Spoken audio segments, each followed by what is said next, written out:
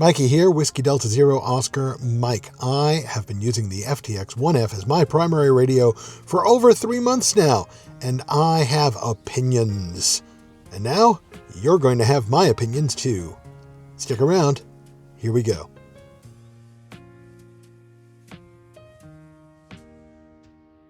And don't forget to like and subscribe. That's how I know you want more content. Like and subscribe. Thank you. Okay, I've been trying to figure out how I want to approach this radio on this channel. And I keep changing my mind. I've got a big detailed review scripted out, and you might be able to tell I'm reading this too. I do have this scripted out. I don't want to miss anything. So I've scripted this, and I apologize if it's a little less spontaneous, but there it is. I've got a detailed review scripted out, and I'm still going to do it, but I'm also feeling moved to address some of the elephants in the room with this radio first. Let's start out with, this is a hugely controversial product. Yaesu has earned that controversy, and it has earned the loss of trust that accompanies that controversy. The controversy is not for the usual Yaesu reasons of user interface. In that regard, it's mostly like the FT710, the DX10, the 101. If you know those radios, you mostly know this radio. No, this radio is controversial because it arrived 9 months ago, half-baked. And now, today, 9 months later, it's still only about 80% baked. It is missing advertised features, most prominently Wires X, which Yaesu insists are coming in a firmware release that is now at least 2 months late. It locks up randomly, goes for days without a problem, then suddenly just locks up.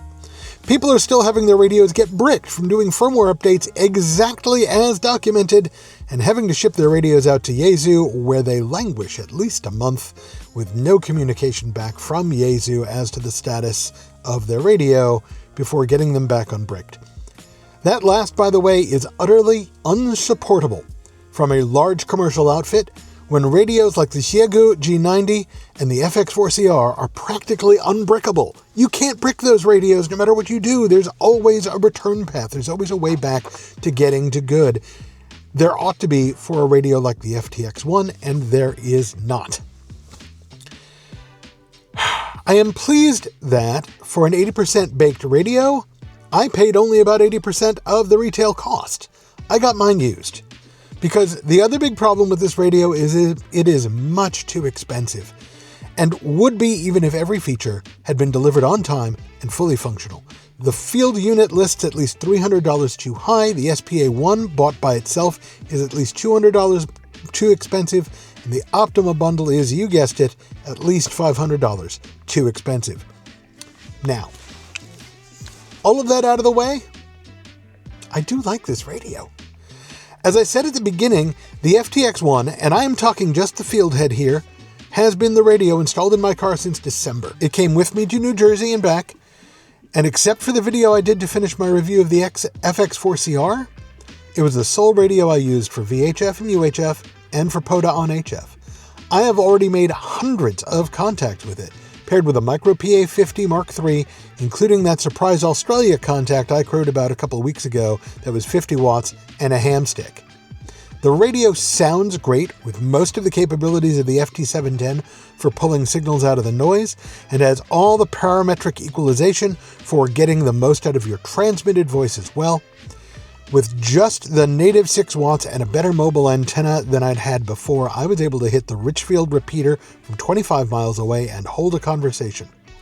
I genuinely love the look of the display, as I have with the FT710 and the FTM500. They are different, mind you, very different radios. This adheres much more closely to the FT710, but both of them, I think the display is great, and I think the user interface is at least pretty good. This is not, as some aggrieved customers have maintained, a piece of junk. But Yaesu has let down its customer base badly, with a poorly thought through release, with buggy firmware and bad messaging on the use cases that genuinely matter to its customers. If I thought for 1 minute Yaesu were listening to little old me with my almost but not quite 200 subscribers, I would tell them they really need to do some soul searching and also need to get their firmware team out of low gear. We need the features that were promised to finally be released. We need an update that will align the new 60-meter allocation in the US. We need a firmware update process that will never, ever brick radios. And people whose radios have been bricked need to get those radios back in a week, not over a month, with clear communication as to where the repair stands.